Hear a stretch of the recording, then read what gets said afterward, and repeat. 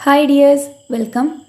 ഈ വീഡിയോയിൽ നമ്മൾ ഡിസ്കസ് ചെയ്യുന്നത് 6th സ്റ്റാൻഡേർഡിലെ പാർട്ട് 2 ഇംഗ്ലീഷ് ടെക്സ്റ്റിലെ 4th unit work is worship എന്നതിലെ first chapter the grain as big as a hen's egg എന്ന് പറയുന്നൊരു സ്റ്റോറിയാണ്. The story is written by Leo Tolstoy. Farming is not merely an action of cultivating crops. കൃഷി എന്ന് പറയുന്നത് വെറും ഒരു വിളകൾ നടുന്നത് മാത്രമായ കാര്യമല്ല. It glorifies labour, helps to develop a concern for fellow beings and brings about a perfection to human life. അപ്പോൾ പിന്നെ അതെന്തൊക്കെയാണ് ചെയ്യുന്നത്? ഈ ഫാമിംഗ്, കൃഷി എന്ന് പറയുന്നത് സഹജീവികളോട് ഇടപെടാനും അതുപോലെ തന്നെ മനുഷ്യജീവിതത്തിൽ പൂർണ്ണത കൈവരുത്താനുമൊക്കെ സഹായിക്കുന്നുണ്ട്. Read the story and realise the importance of farming and its impact to our life and culture.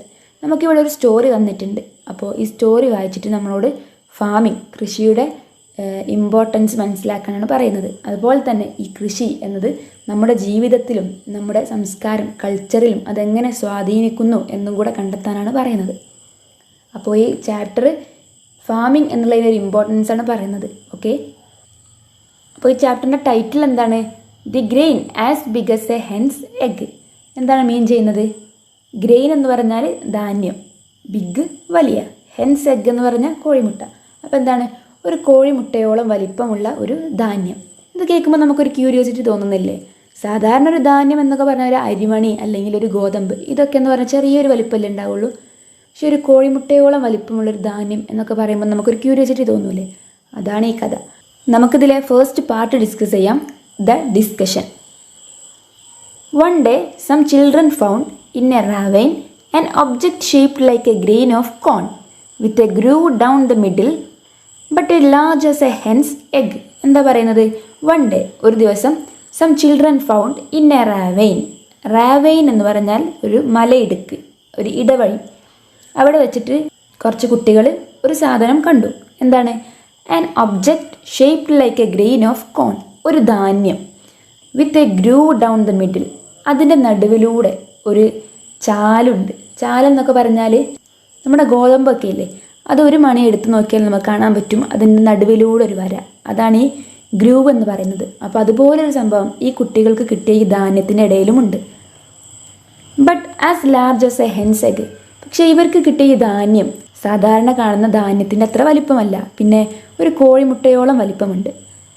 A traveller passing by saw it. അപ്പോൾ കുട്ടികൾക്ക് ഇത് കിട്ടിയത് അതുവഴി നടന്നു പോകുന്നൊരു യാത്രക്കാരൻ കണ്ടു. He bought it from the children for a penny. അയാൾ ഈ കുട്ടികൾക്ക് പെന്നി എന്ന് പറഞ്ഞാൽ നാണയം, ഒരു നാണയം കൊടുത്തിട്ട് ആ ധാന്യം വാങ്ങി. He took it to the town and sold it to the king as it was a curious one.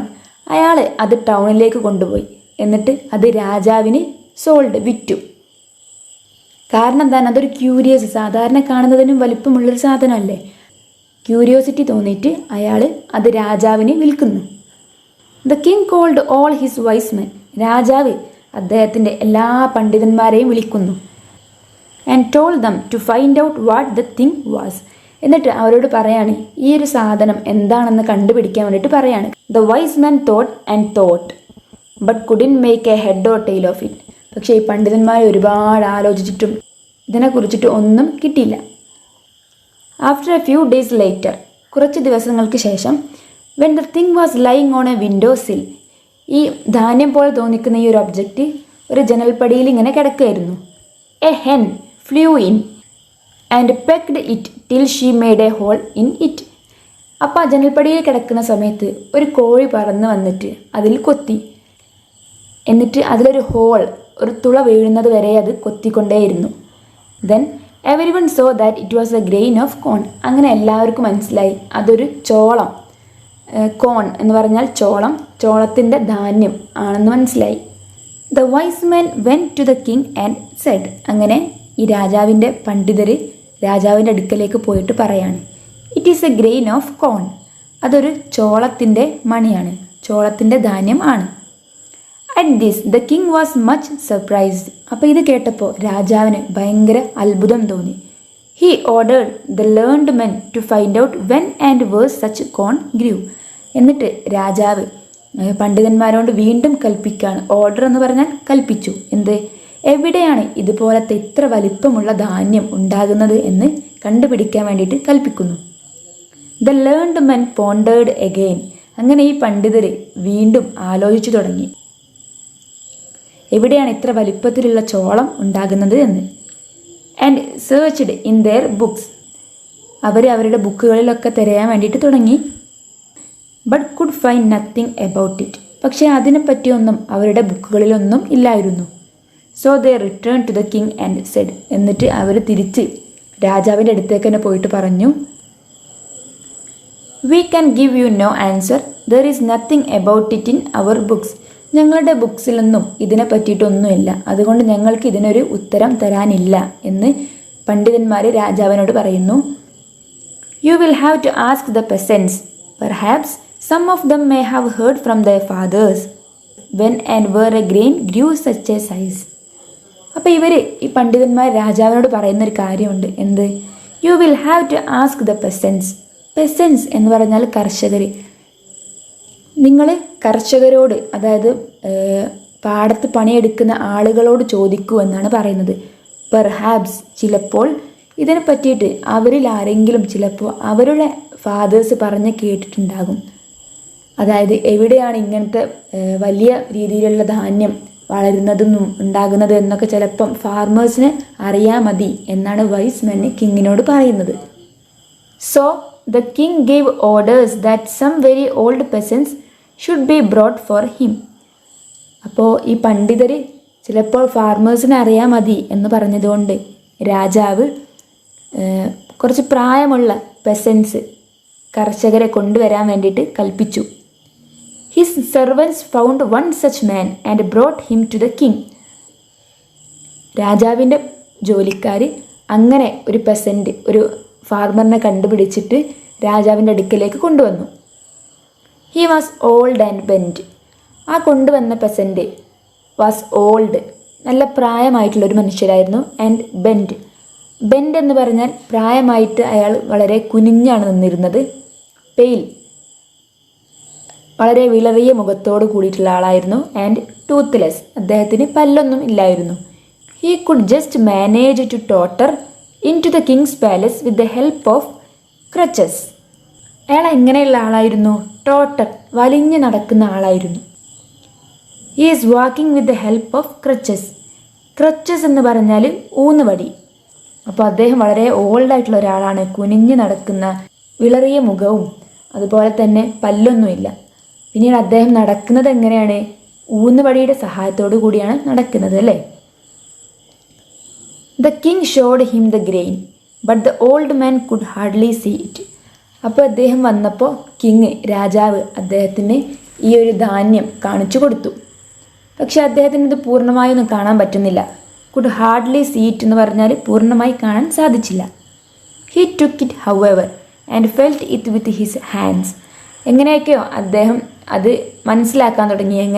അദ്ദേഹം അത് കയ്യിലൊക്കെ പിടിച്ചിട്ട് മനസ്സിലാക്കാൻ വേണ്ടി ശ്രമിച്ചു. The king questioned him saying, can you tell us old man where such grains Gru.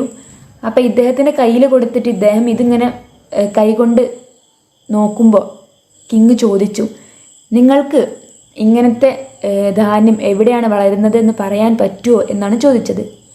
Have you ever bought such corn or sown it in your fields. നിങ്ങൾ എപ്പോഴെങ്കിലും ഇതുപോലത്തെ ഒരു ചോളത്തിൻ്റെ മണി കണ്ടിട്ടുണ്ടോ?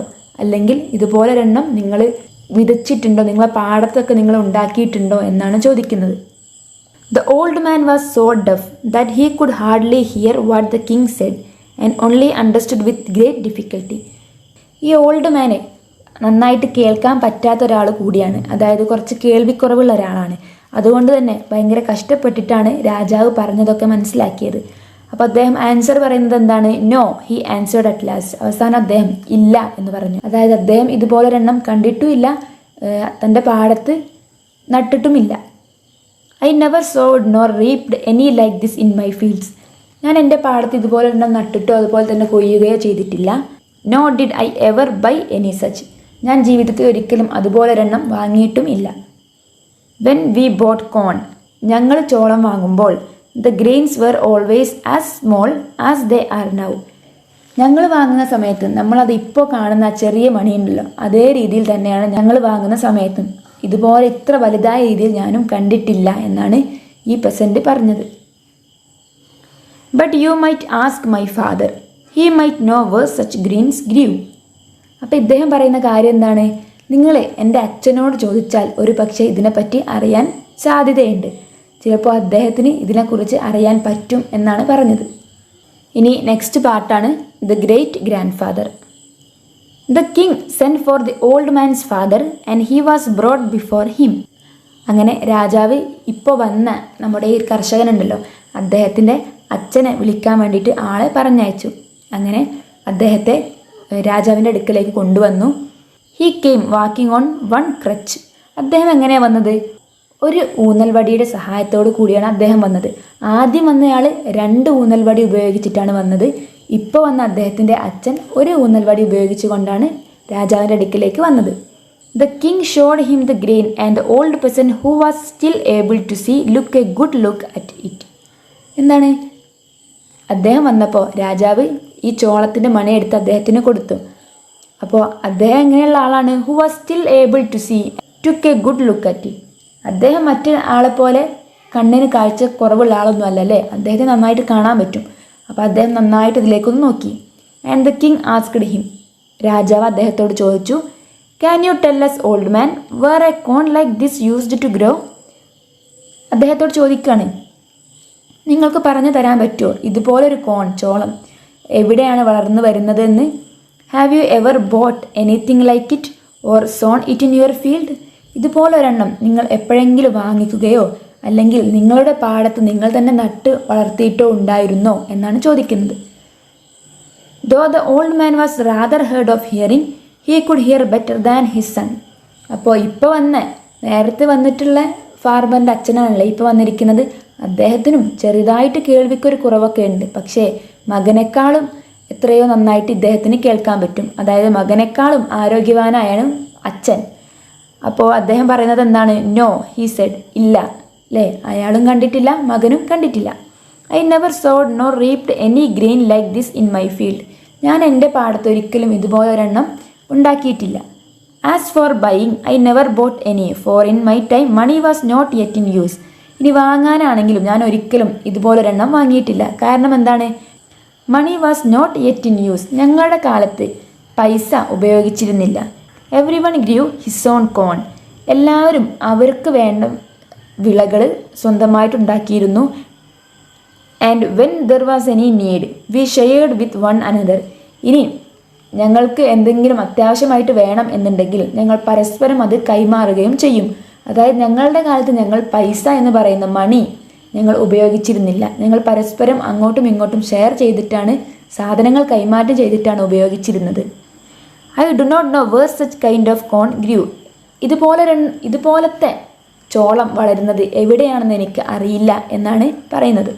Hours was larger and yielded more flour than the present day grain, but I never saw any like this. പിന്നീട് അദ്ദേഹം പറയുന്ന കാര്യം എന്താണ്?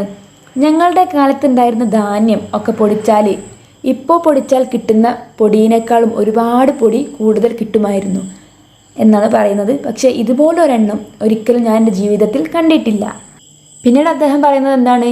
I have, however, heard my father say that in his time the grain grew larger and yielded more flour. You had better ask him. അപ്പോൾ രണ്ടാമത് വന്ന കർഷകൻ പറയാണ്, എനിക്ക് എൻ്റെ അച്ഛൻ പറഞ്ഞ് കേട്ടതായിട്ട് ഓർമ്മയുണ്ട്. എന്ത്? അദ്ദേഹത്തിൻ്റെ കാലത്ത് വലിയ ചോളമാണ് ഉണ്ടായിരുന്നതെന്നും അത് പൊടിച്ചാൽ ഒരുപാട് പൊടികൾ കിട്ടുമെന്നും അച്ഛൻ പറഞ്ഞ് കേട്ടിട്ടുണ്ട് എന്നാണ് ഈ പെസൻറ്റ് പറയുന്നത്. You had better ask him. നിങ്ങൾ അദ്ദേഹത്തോട് ചോദിക്കുന്നതായിരിക്കും നല്ലത്. So the king send for the old man's father. അങ്ങനെ രാജാവ് ഇപ്പോൾ വന്നിട്ടുള്ള രണ്ടാമത്തെ കർഷകൻ്റെ അച്ഛന് വേണ്ടിയിട്ട് ആളുകളെ പറഞ്ഞയച്ചു. They found him and brought him before the king. അങ്ങനെ അദ്ദേഹത്തിൻ്റെ അച്ഛനെ രാജാവിൻ്റെ ആളുകൾ പോയി കൂട്ടിക്കൊണ്ടുവന്നു. He entered walking easily without crutches. അദ്ദേഹം എങ്ങനെയാണ് വന്നിരിക്കുന്നത്? ഒരു ഊന്നുവടിയുടെയും സഹായമില്ലാതെ തൻ്റെ സ്വന്തം കാലുകൊണ്ട് നല്ല ആരോഗ്യവാനായ രീതിയിലാണ് അദ്ദേഹം നടന്നു വരുന്നത്. His eyes were clear. അദ്ദേഹത്തിൻ്റെ കണ്ണുകളെല്ലാം നല്ല തിളക്കമുള്ളതും ക്ലിയറും ആയിരുന്നു. His hearing good. അദ്ദേഹത്തിന് നല്ല കേൾവിശക്തി ഉണ്ടായിരുന്നു.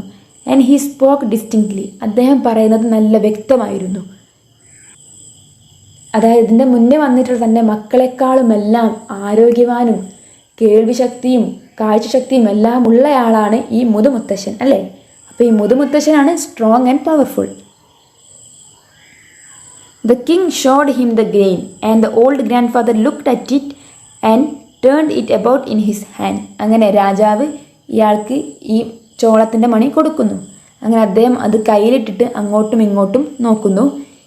It is long since I so such A fine grain. എന്നിട്ട് അദ്ദേഹം പറയുന്നത് എന്താണ്? ഇങ്ങനെ നല്ല ധാന്യം കണ്ടിട്ട് എത്ര നാളായി. And he bit a piece of and taste it. എന്നിട്ട് അദ്ദേഹം അതിൽ നിന്നൊരു പീസ് കടിച്ചിട്ട് അതിൻ്റെ ടേസ്റ്റ് അതൊന്ന് രുചിച്ചു നോക്കി.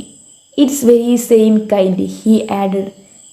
ഇത് ആ പഴയതിൻ്റെ അതേ രീതിയിലുള്ളത് തന്നെ, അതായത് പഴയതിൻ്റെ ടേസ്റ്റും കാര്യങ്ങളൊക്കെ ഉണ്ട്, ഒരു മാറ്റവും ഇല്ല എന്നാണ് അദ്ദേഹം പറയുന്നത്. അപ്പോൾ ഒരുപാട് കാലങ്ങൾക്ക് ശേഷം ഇതുപോലൊരെണ്ണം കണ്ടപ്പോൾ ഉള്ള ആകാംക്ഷയാണ് അദ്ദേഹത്തിന് അല്ലേ. അദ്ദേഹം അതൊന്ന് കടിച്ചിട്ട് ടേസ്റ്റ് ചെയ്ത് നോക്കിയിട്ട് ഇതാ പഴയ രീതിയിലുള്ളത് തന്നെയാണ് എന്നാണ് പറയുന്നത്.